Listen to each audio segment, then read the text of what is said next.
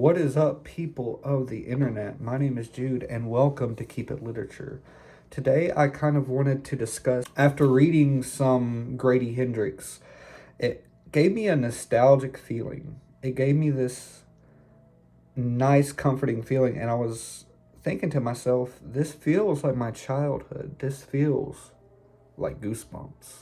And that's when I started kind of deep diving into pulp horror. What pulp horror was back in the 1940s and up. There became a need for cheap reading material.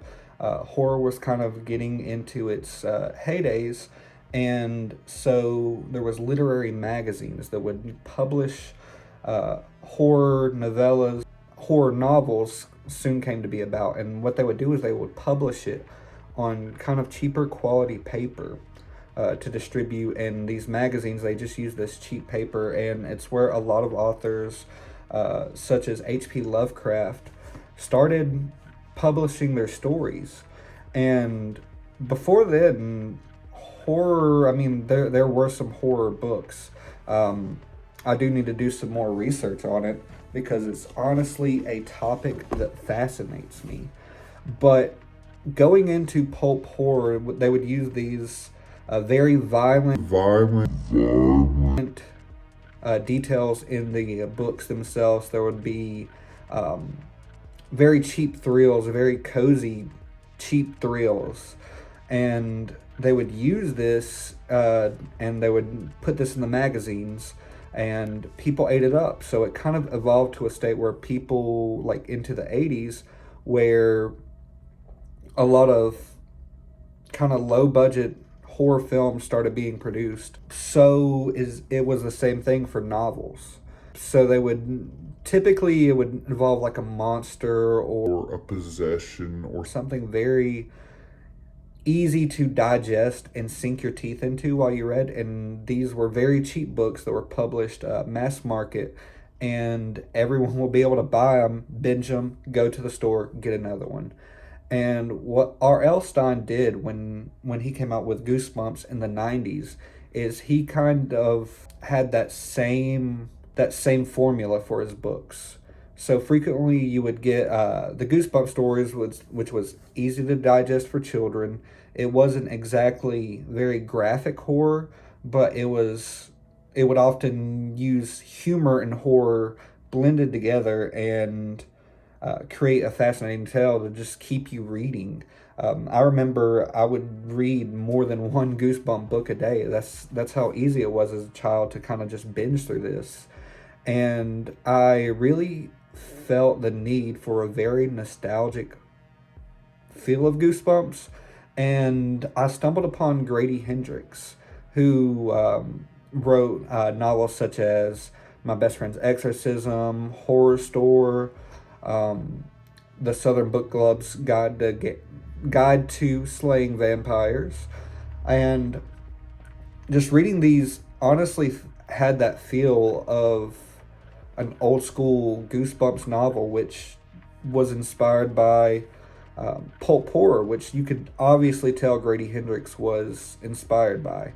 Um, I haven't read his novel Paperbacks from Hell, which goes way deeper into classic pulp horror, but oh man, it's such a beautiful format that I like, because the fact that it's easy to digest, it's easy to binge. A lot of people, I think a lot of people honestly look down on pulp horror because it wasn't esteemed. It wasn't esteemed literature at the time. But I just have to express my appreciation for the genre all around. I was looking up old pulp horror novel covers, looking at Grady Hendrix's covers, even looking at the multitude of Goosebumps covers. I cannot express how much I love the Goosebumps covers. They were stylized and just so beautiful. I remember being in my elementary school and going through and finding Goosebumps and just looking at the covers and immediately tucking it under my arm and going to the librarian. Um, but man, Pulp horror is probably one of my favorite genres.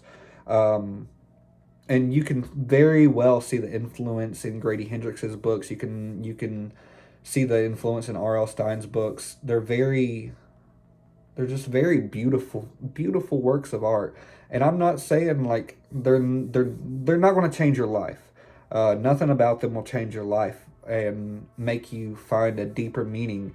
It's just popcorn fun, and I think that that's what's really important today in today's age and time is I or a lot of people that I talk to really, they talk about like classic horror Frankenstein.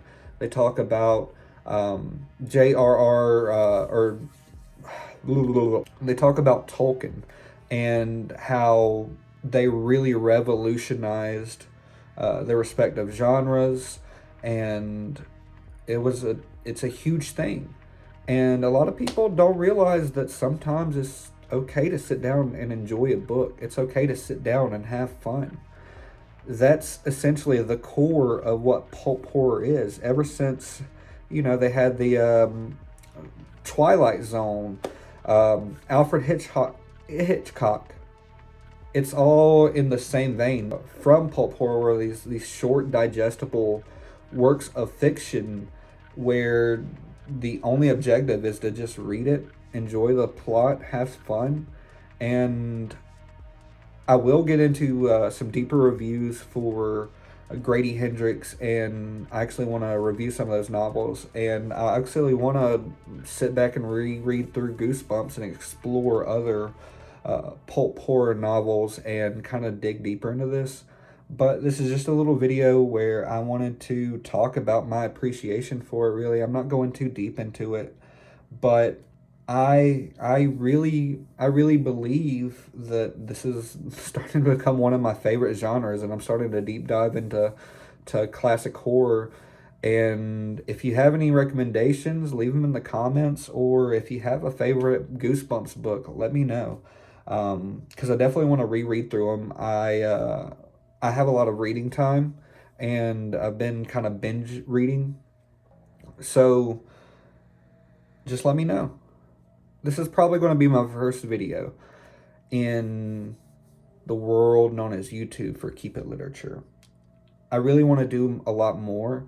I'm supposed to be doing a newbie book tag that I need to get around to. But essentially what I want to do with this is kind of do book reviews, of course. I want to do character analysis. I would like to speak to authors if the chance ever presented itself. But I also have a lot of nifty ideas for the future. So if you want to stick around and support me and the channel, drop a subscribe and let's talk about books and let's keep it lit.